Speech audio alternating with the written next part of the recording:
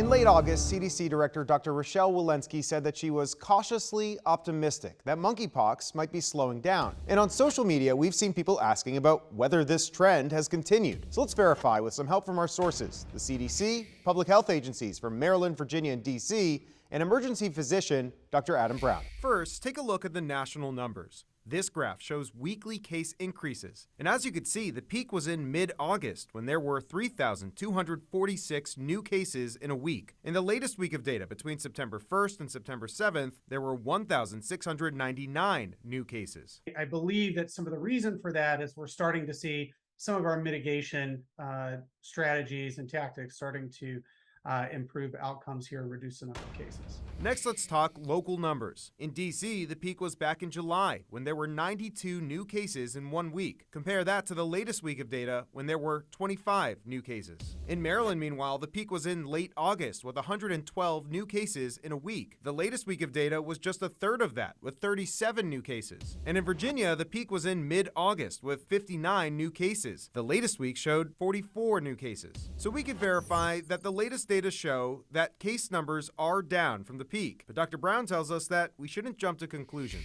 That does not mean that the virus is completely going to be eradicated tomorrow. That just means that the trend line is down. That trend line can turn and go the opposite direction. With your Verify, I'm Evan Koslof.